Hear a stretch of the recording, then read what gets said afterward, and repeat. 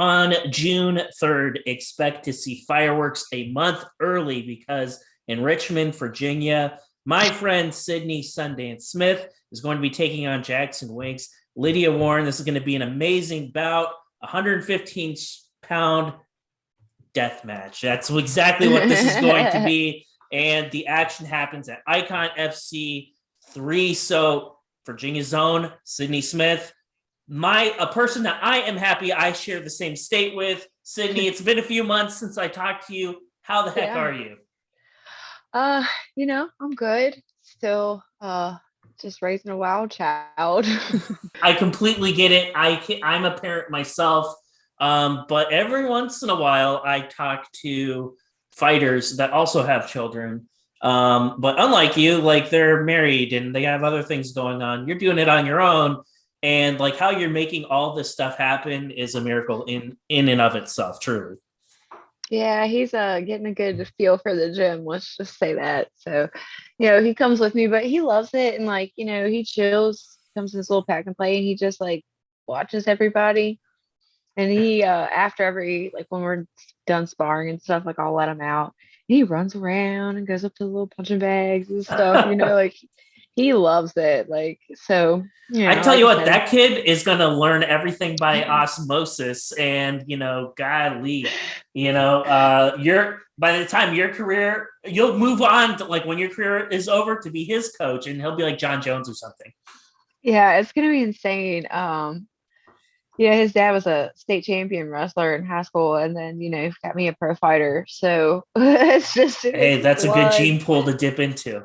Yeah, yeah. I mean, if he doesn't want to do it, that's fine. But I have a feeling that he's gonna be into Hey, I think it. it's one of those things that with the right combination of genetics, some people, I do believe that people are just born for this. I don't know if fighters are necessarily manufactured. I think this is just something like you're born with, and and for the people that come into it later on in life, they just figured out like, oh, this is a part of me I never really realized, Well, I because mean, not like, everyone can do what you guys do. and like, so I get asked a lot, even back in 2019 when I fought on Cowboy Fight Series, and the commentators were like, "Yeah, she's a little older," and I was like, How did you realize like the time's right? Like when did you sit down and just kind of figure out like, you know what, like it's now or never. I'm not waiting anymore. I'm going for it.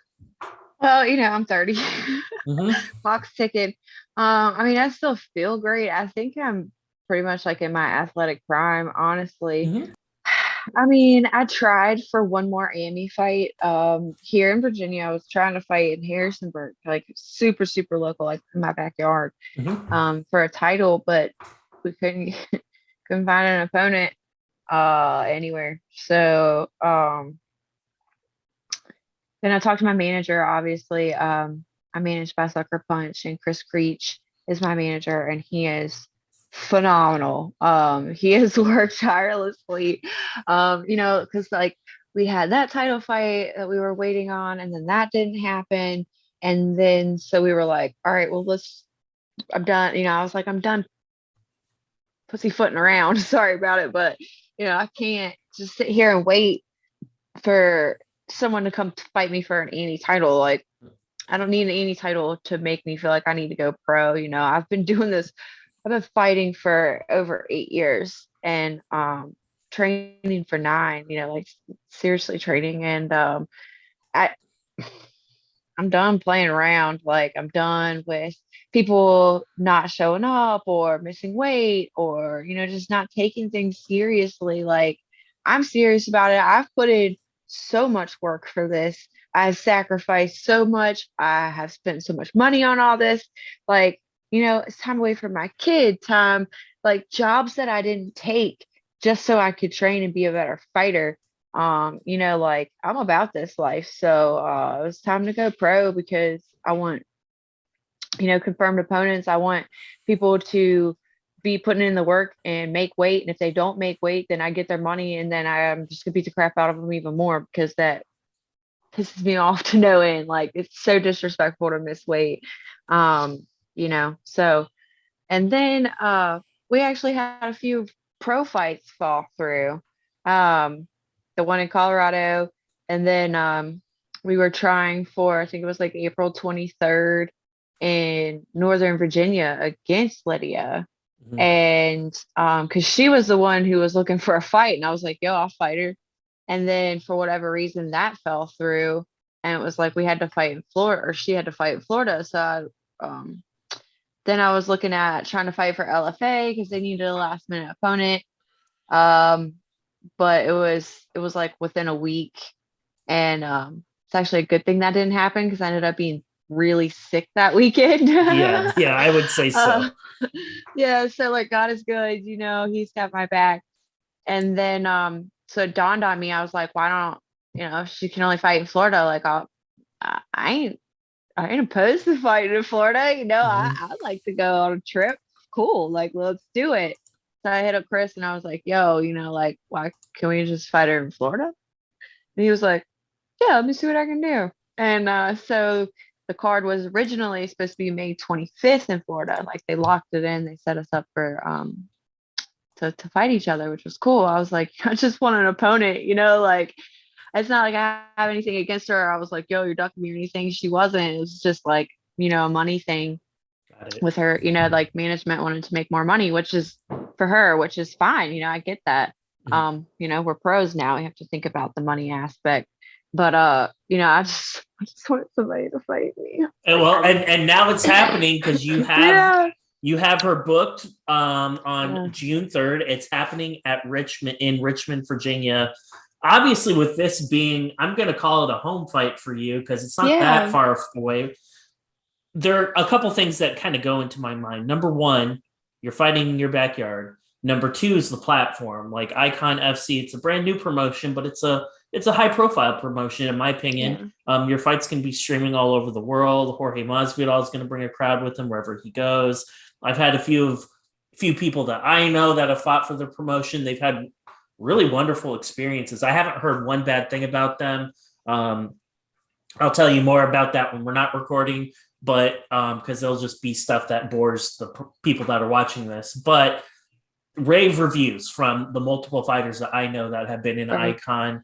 So when you like think back to like this entire experience and where you've come from, you fought in fields, you fought in some jank places before. I'm not going to get any specific. I'm not going to call anybody out, but I I know can think of a few, yeah. I know exactly some of the shit that you have Oh gone my through in God. some of our conversations. And for this opportunity, Wow. this moment to happen for you, that's got to be really special. And can you kind of like talk me through just when did you know that this bout in Richmond was like a for sure done deal and it was going to be with the iKON promotion? Um, well, I already knew it was going to be a done deal back when we were supposed like it was the car was originally scheduled for May 25th in Mm-hmm. Florida. And then Chris hit me up and he was like, okay, so here's the deal. Um, when that whole thing with wanting to fight in Northern Virginia and it didn't work out, I hadn't heard anything in like a week or so. And Chris is like really on top of staying like in touch with me. And so like I was literally about to like text him and be like, yo, is everything okay? And then he texted me and told me about how like it wasn't gonna happen. So then when he texted me about this about the card moving from Florida to Richmond, I was like, oh no, it fell through again. I was just like at a pit in my stomach. I was like, no. Right. So, honestly, I already knew I was fighting on iKON, which was awesome. I wanted to I always wanted to make my pro debut with Invicta.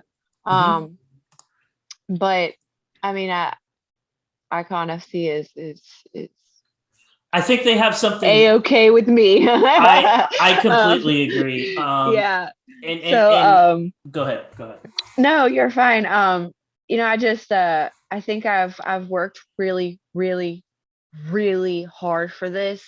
And if anybody out there that's for making the transition from Amy to pro deserves it, I think I do. And I'm not trying to say that to be arrogant or anything. I say that from a great place of humility, but like I've worked so hard for so long and I've sacrificed so much, like I said. And I think that like I've proven I go out there and I have bangers, like I might not have had a finish yet, but hey, the best is yet to come. You know what I'm saying? Like, I like to bang, and if it's what's gonna happen, great. If you want to take me to the ground, well, guess what? Don't sleep on me there either, because I ain't shabby and I ain't weak just because I'm skinny. Like everybody always comments on that. I'm like, oh, you gosh, you're so strong. I'm like, yeah, well, don't sleep on the small ones. But And that's kind of weird to me because, like, when I think of the 115-pound weight class, I wouldn't say you're small. I don't see that because, like, you are actually really tall for a straw weight, and you're yeah, I just bigger meant like than like all skinny. these girls. So it's like one of those things where it's like small how I was like, because I would want to have the height advantage, like a five Oh eight yeah, for straw sure. weight. I'm not quite sure what your reach is, but your reach and your height, I don't think you've ever 70. fought. I'm That's insane. Yeah. So like anyone that you fight, like they are coming in at a huge disadvantage. That's why I fight at strawweight. Everybody's like, why don't you fight at this? Well, first of all, my genetics are just such that I'm skinny. Um, I'm athletic and I'm very strong. But, I moved furniture for like 10 years. Like I still do on the side. Like I train all the time. Like I'm just in my blood. Like I'm just strong. I work hard. And you know, it, once I found out that in my beginning of the career, I found out that I could make the weight. I never looked back. I'm not fighting up, and I have such a clear advantage reach wise at 115. Like it's very rare to find another 5'8". Even 5'6" is rare. Like most Yes. people are 5'4" and under, which even better. And like I said, I have like a 70-inch reach. So from fingertip to fingertip, and my legs are even longer. So That's insane. Like yeah, and if you can make 115 pounds and it's not killing you, it's not taxing no. you, then why would you? It makes no sense to go up to 25. Look, I right now I feel so freaking strong and like healthy, but you'd be extremely surprised to know how close to weight I am. I I'm really not gonna have to cut a lot at all. Like, well, that is certainly something. Sydney, one of the things that's interesting, and we talked about it, we talked about this being a big card, we talked about this being in Richmond. How do you approach this fight? Because like we'd be remiss to not talk about all that stuff, and I think we did, but at the same time, like fighting's fighting. And yeah. I'm always curious to know like how do you put all that shit I mentioned about iKON and it being in Richmond and it being a big show? How do you like push all that out of your brain and just kind of approach this as any other fight? uh I mean, man, I think like I fought for Spartacus twice, so I'm used to like the lights and the stage and the theatrics and all of my fights that have been streamed live, like beat ups, plays them and stuff. So like I'm used to the streaming aspect. I'm used to like all of that.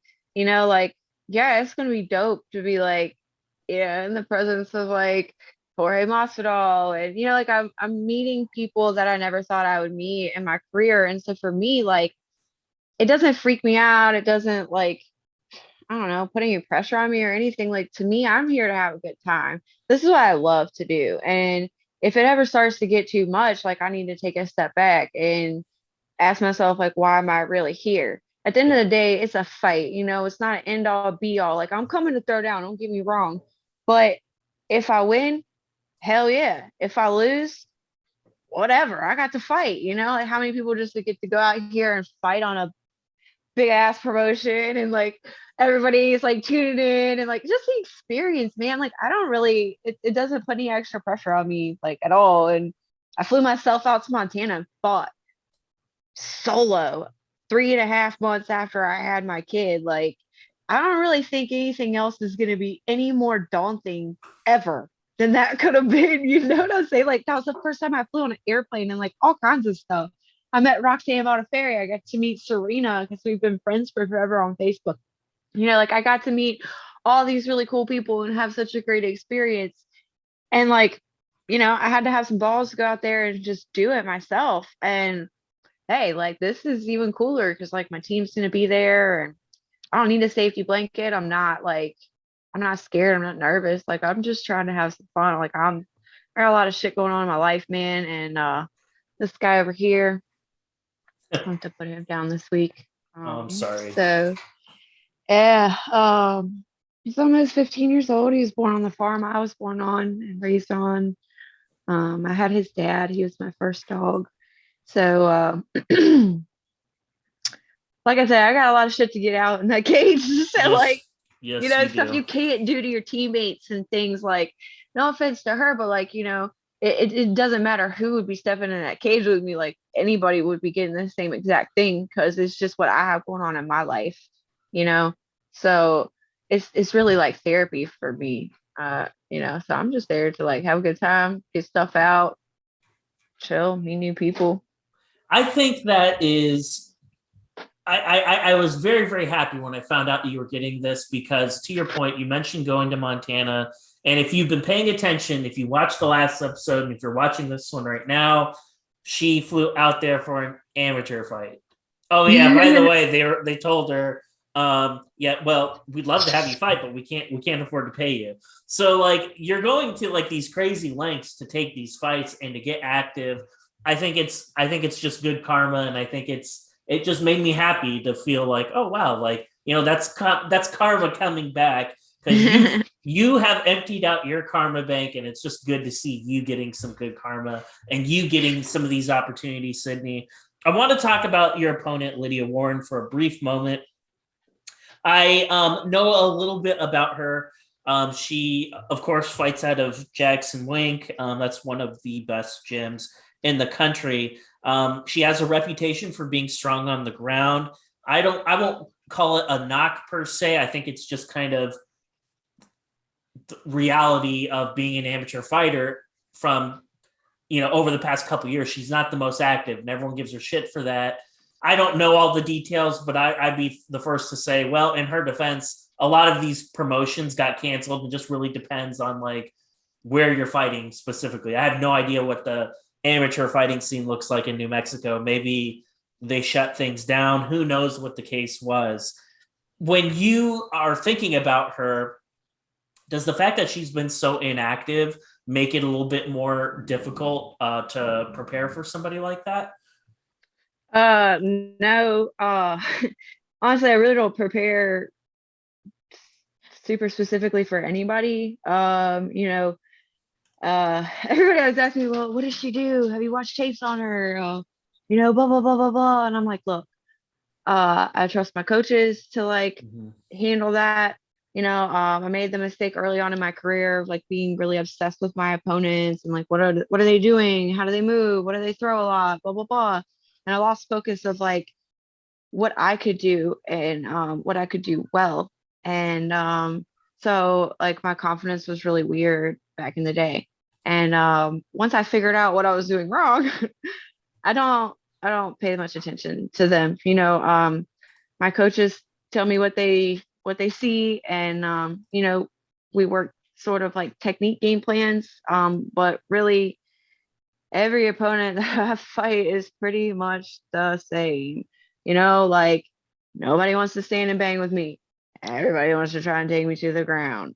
Like there's a reason why you don't really know much about my ground game. It's also because my takedown defense, I have worked that religiously and diligently for pretty much my entire career because that's literally pretty much what everybody wants to do. So it's nothing new. Like Kelsey Gilmore was probably one of the hardest ones to train for because we had to switch the game plan up. Like she was a Muay Thai fighter and she's really good. She's known for like her leg kicks, dude. Like she's finished fights with her leg kicks and stuff. And so my coach Dave Morris, like we really switched things up.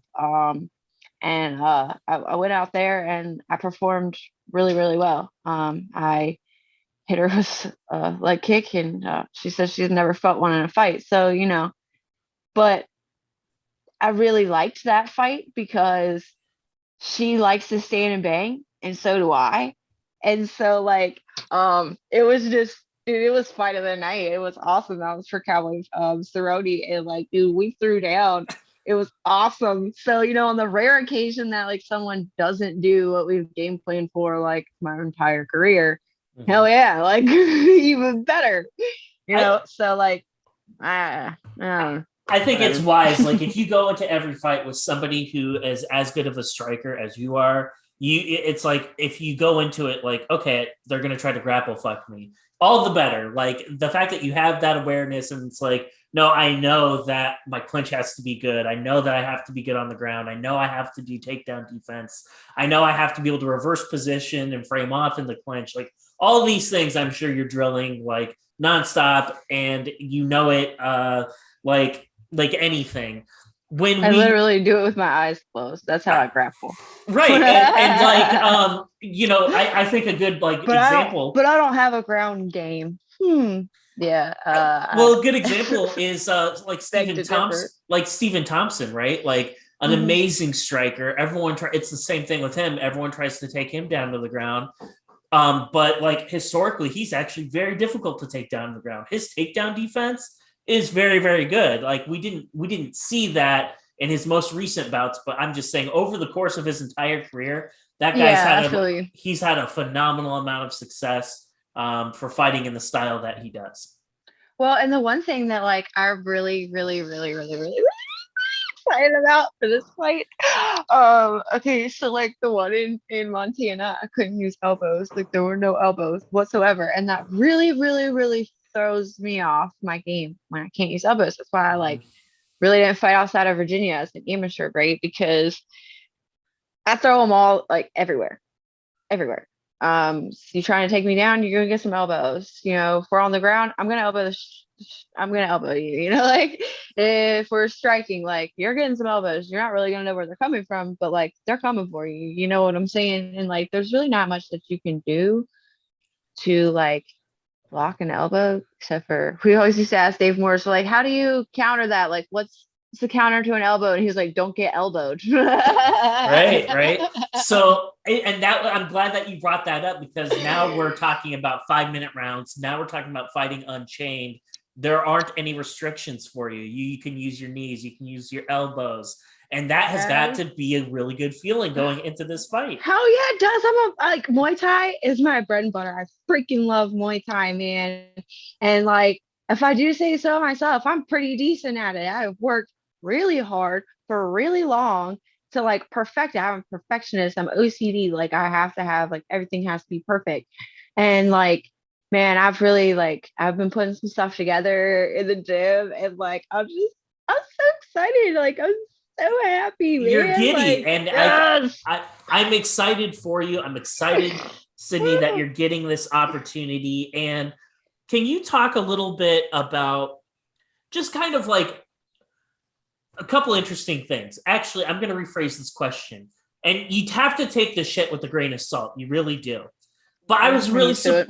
I was really surprised when I looked you up on Tapology and I looked at the fight. You know what surprised me? You probably know exactly what I'm I'm about to not the say. underdog You're this not the time. What? underdog this I time. know it's not. Yo, okay. I was at work last night and I was like, because people are like, oh, hey, what fight are you in the car? I'm like, I don't even know like the whole fight card, or anything like that. I can't tell you. I have no idea. So anyway, I just went on there. Maybe they had a fight card or whatever. And I scrolled down and it said that I wasn't the underdog. And I was like, yo, Okay, that's like so a first. I'm looking at it right now. I have it right in front of me. According to now, there aren't many predictions, but I made a prediction for this fight, so I have to throw that out there. But right now, it's 75-25. 75% I of know. everyone on Tapology saying that they think you're going to win this fight, and that to me, like, does that kind of throw you off a little bit? That like people are like, wow, like no, Oh. Sydney's amazing. She's a great fighter. She has what it takes to win. Does that kind of like throw you off as somebody who's like probably used to like being the underdog or the type of gal that people probably don't respect as much as they should? Does that kind of like throw you off a little bit? um, it's like a little bit of column A, a little bit of column B, Mm-hmm. I think I fight best when I'm the underdog. I also like to play devil's advocate. I mean, you don't really know how many people have weighed in and like, you know, um, what those percentages really represent. Like I'm a numbers gal, like math is my jam. So Hmm. like statistically speaking, you can't really say like, oh, but you know, versus what I've seen before of people weighing in, like, 17% chance, 12% chance, and then I just got there and like tear shit up. Uh it's a little different, I don't think I would say that it throws me off.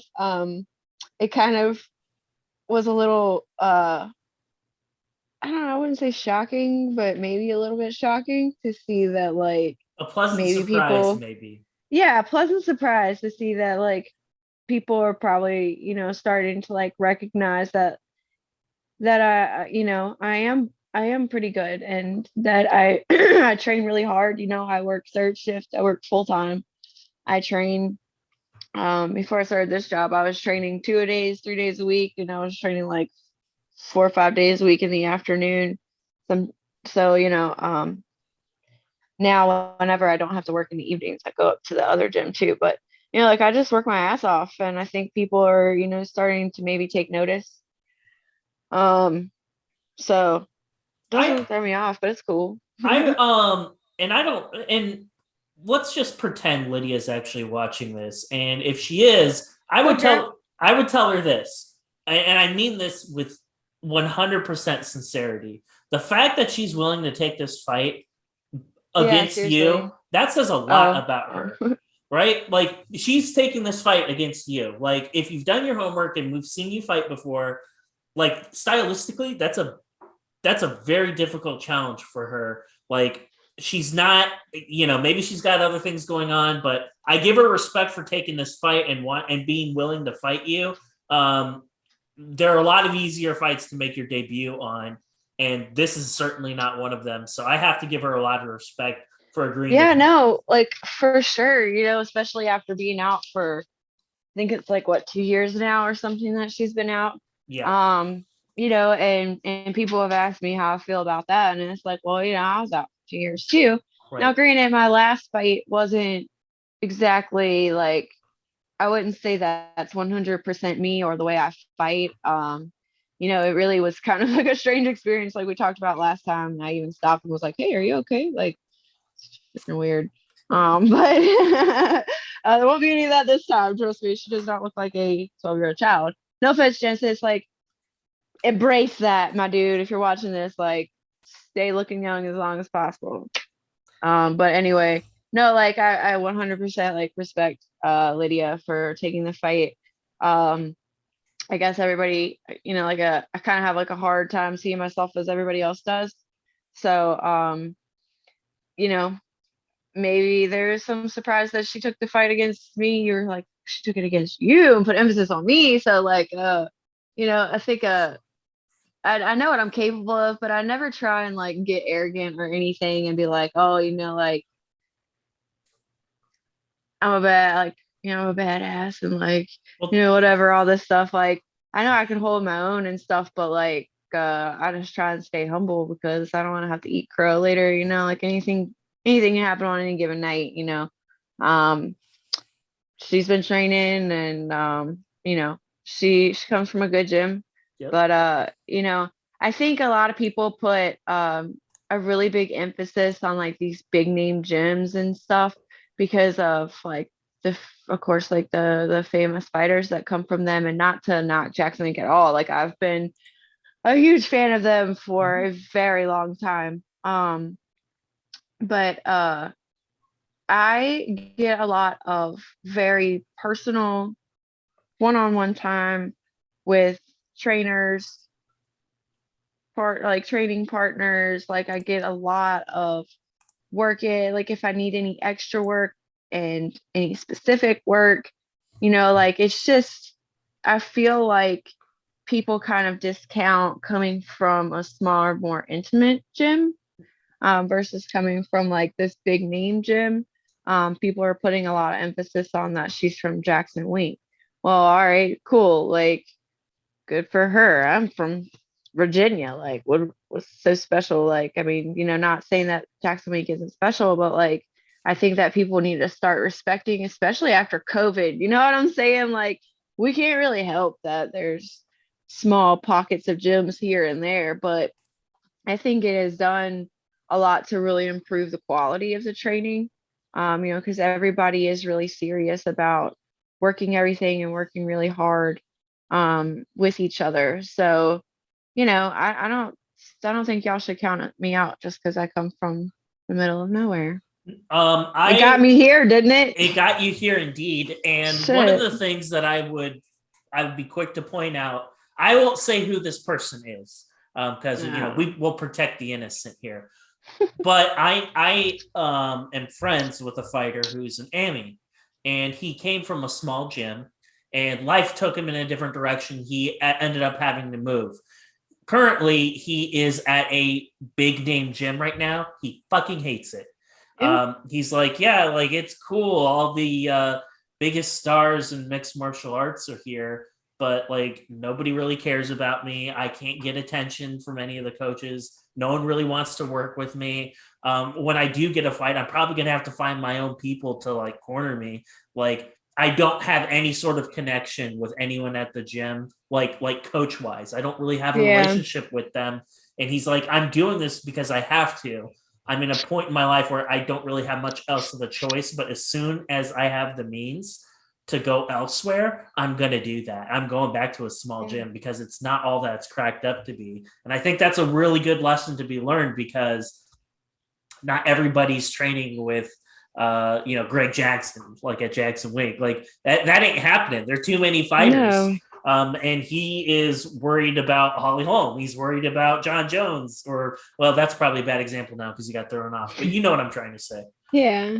So He's I got a think lot of I honestly think like the small gym route is so underrated. And yeah. in an alternate universe where I was a fighter, that's probably the route I would take. Like why am I gonna pay a crap ton of money just for to be traded at this gym to have the name, like I'd rather have like coaches who are my family and teammates who are literally my family. Like I know if I got on our team chat right now and was like, yo guys, I need some help doing X, Y, and Z, like I have nobody else that can y'all help me? They'd be there. They'd be like, Yeah. yo, shoot me the address, like blah blah blah. Like they would all be there.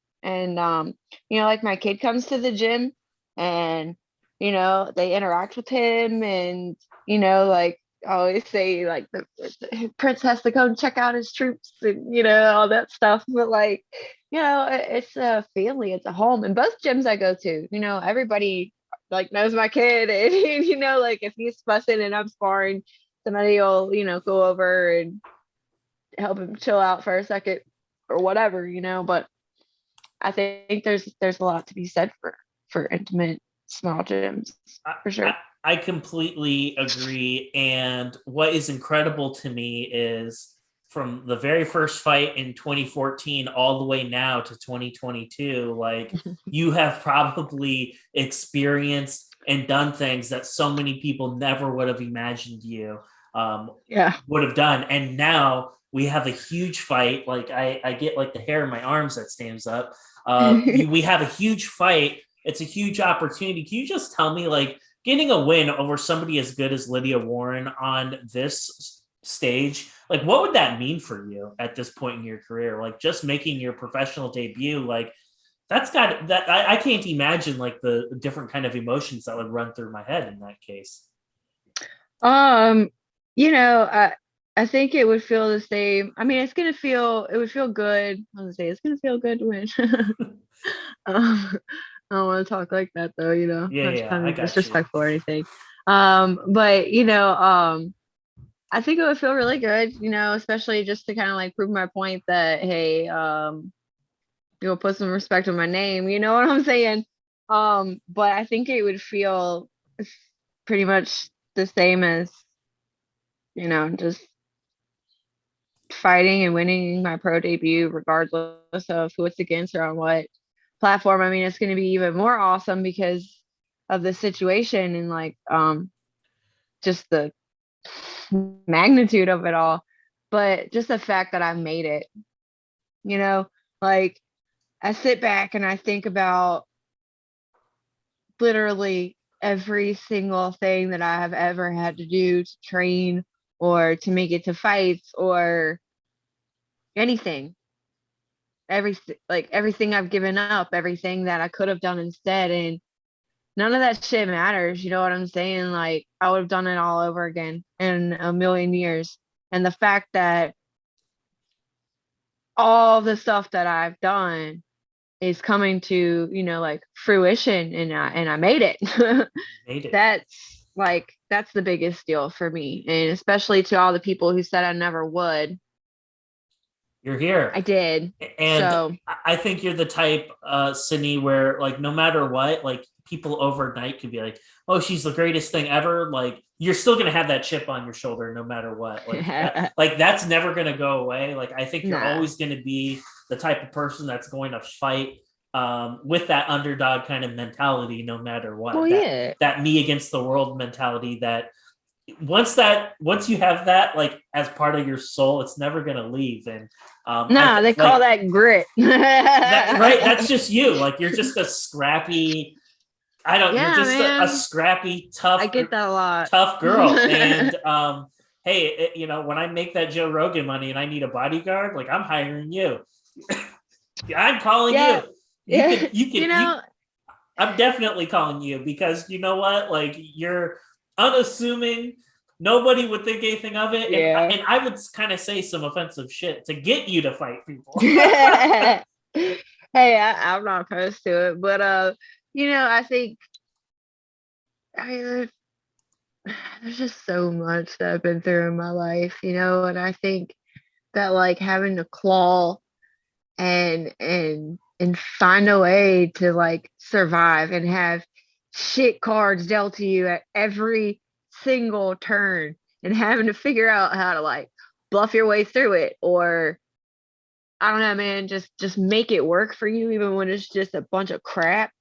Like I think that gives you an edge, I think it just, like I said, grit. I don't know if you ever seen the movie True Grit, but like there's just some people who, I don't know if they're born with it or if it's just like circumstances from a very young age can like do that to you. I don't know, but like there's just something about me, and like I don't know, like I've pushed through everything. Like I didn't get to go to the doctor a lot when I was a kid. Like we just kind of had to deal with it, and I think maybe that has something to do with it. Like don't complain, don't do nothing, like just push through whatever it is that life hands you, because you don't have a choice, and that's how I take training too.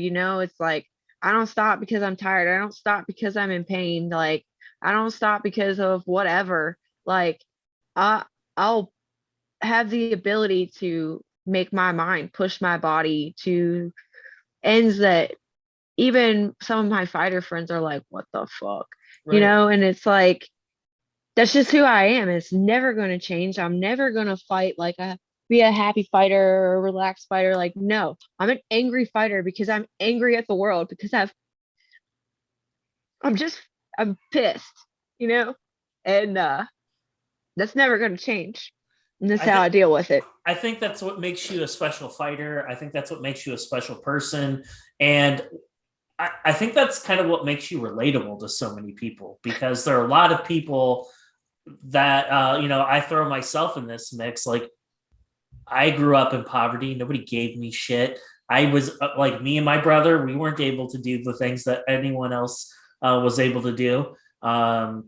We lived in a multi-generational household. Everything was, but it was normal to me. I didn't really think anything of it. And you don't realize you're different until somebody else points it out. I'm like, yo, like, or you start going over your friend's house and they don't like, their parents don't try and like kill each other every 5 seconds. It's like, oh shit, so that's not normal. Yeah, right. Oh, okay. Exactly. And right. it just goes to show that with enough determination, like anything's possible. And you've proven that. Like life is throwing you a lot of curveballs, and you could have quit so many points up to now, but and I'm not even talking about fighting. I'm talking about just life. Yeah. You could have given up seriously. so many different times, and you're still at it. And I think you give hope for a lot of people that maybe not don't have a lot of hope, don't have a lot of good things going on in their life. They look at you, they see what you're doing, and you're a good example to show like, hey, listen, I wasn't born with a silver spoon in my mouth either. I grew up. Rusty Life has spoon. not been easy. Life has not been easy for me either, but you can make it. You can make it. And I think that's what Yeah. makes you so relatable. You know, that's all I want to be, like I'm not looking out here to be like famous and unapproachable or, like I'm not out here to be like a supermodel or whatever. Like I'm out here to fight because I literally need to fight. People they either want to fight or they think it's cool or like it's a hobby to them or whatever. But like this is how I survive. Like this is how I deal with life because I don't really have anything else. Like, I've started working with Alexa Connors in your corner, and I really hope that like I can do a lot through that organization because they're a mental health organization, a nonprofit, and they're dealing with like a lot of resources for suicide and depression and anxiety, just any mental health disorder. They're working with a lot of fighters. You'd be surprised how many of us, deal with a lot of that in many different forms. Um, and honestly, like even recently, like I struggle with it. If it wasn't for my son, like we probably wouldn't be talking. You know what I'm saying? Like I get it gets to that point sometimes, but I'm still here, and I'm not going anywhere, and I'm starting to get into a better place in life, especially mentally. But that that's never gonna take away like that angry edge that I get when I get in the cage because that's literally the only time I'm allowed to be like that and not only be socially acceptable, but like be loved for it, like I can be like crazy in there and people are like, hell yeah, we like that. So It's I depression, anxiety, that's something that I've dealt with in my life and it hasn't been easy. sucks. I got it. I was diagnosed with it officially. Well, I've had it like my entire life, but I didn't fucking Yeah, know I think until like 2 years ago. And then they're like, all these things that you do. I'm like, well, yeah, that's like just like how I deal with shit. That's like normal to me. They're like, yeah, bro, that's like not normal. And I'm like, oh, it's not. And they're like, no. yeah. So it's like it's been a path to get here, and we wouldn't be talking if I didn't have anxiety and if I didn't have depression, because this whole show came about. The whole reason why I do this is to deal with that type of stuff. Yeah, and it's kind of a cool story. Like it came out in therapy. It didn't like it wasn't one of those things where it's just like, Tyler, why don't you start an MMA podcast? And it wasn't something that I thought of, but it was something I worked with my doctor, and we were looking for Awesome. like outlets, and we were looking about like, okay, like what's going on in my life? What am I having problems doing? How can I channel some of this?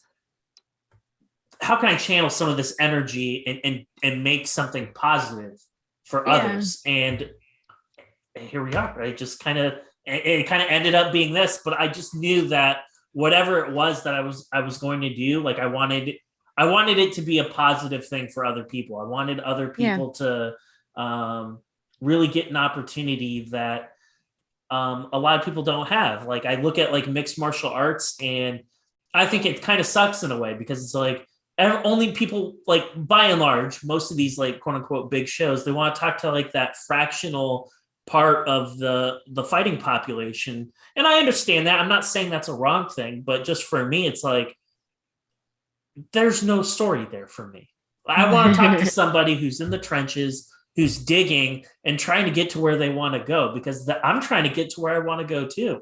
Yeah. And I'm not a fighter, and I don't have any real desire to be the next Joe Rogan or anything. I just want to be the next me, whatever that looks like. I'm not in competition with anybody. I'm just doing this to, I don't know, just give back, and it makes me happy, and other people seem to enjoy it. So Yeah. why not keep going? Yeah. Everybody has to find their niche, you know what I'm saying? And you just have to find where you feel at home. And for me, that's in the cage a lot. Dr. Cage is another person, and it looks different for everybody. But it's really important to find your why and something that you can do to, like you said, use it as a positive outlet. Um, so fighting is that for me.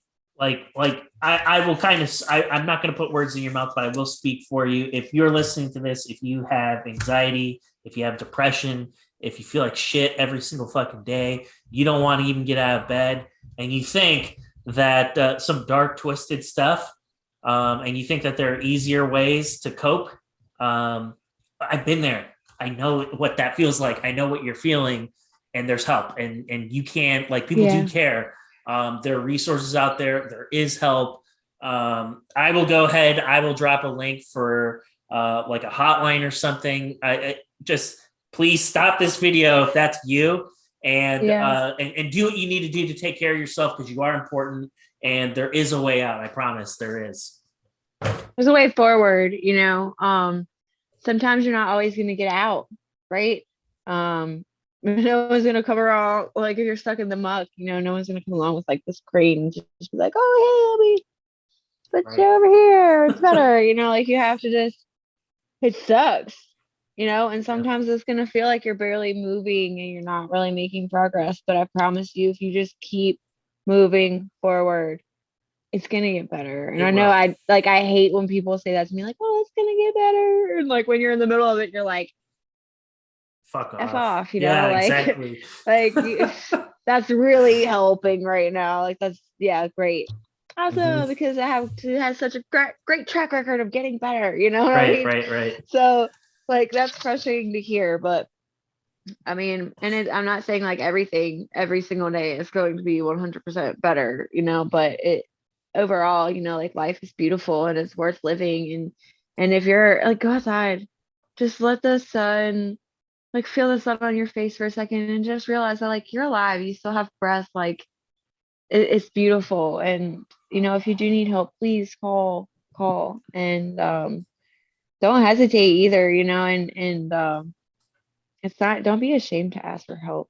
No, it's hard to do. It's hard to do. The hardest part is that first phone call. Sincerely, that's the hardest part. And then like once you're doing it, it gets easier. It does get easier. Like it really does. I'm glad that I did it. I still have my days. There's no miracle sauce. There's no miracle pill. But there is a way to get better. But before I let you go, I want to give you the opportunity, just like last time, I want to give you the chance to shout out or thank anyone that you would like to. So this time we don't have to be Ricky Bobby because I actually do have sponsors now. All right. So let's go. So let's start with Shaded by Jay. He tints windows. Really good friend of mine, does really great quality work. He even fixes things that other people mess up. So if you need any help with that, please look it up. Shaded by Jay's Tint. We got Be Cool Window Care. That's my man Eddie. He has supported my fight career from day one. He has usually like always come to like all my fights in Virginia, but he has a window cleaning company, but they do so much more. Like if you need your grass mowed, if you need your ceilings cleaned, I mean, like they're literally like a handyman service. Like they do everything. So look them up. My pastor is a life coach, and he helps people who have businesses and want to like break through to the next level. He was a very, very high earning real estate agent, and he also coaches a lot of famous people too. So his business is Extraordinary Circle, the Extraordinary Circle. And this man is phenomenal. He has supported me my entire life. But I got into a wreck and went to jail. He was the only person who came there and tried to see me. That man has cared about me like a father, and he has helped coach me through life. So let him help coach you through life. The extraordinarycircle.com. Let's see. We have T's Roaring Barbecue.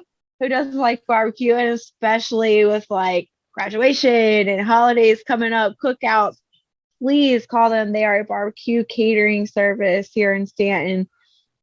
And I'm telling you, you're not going to be disappointed. It's good. It's good food. I feel like there's okay. So I also have Sucker Punch Entertainment. That is my management company.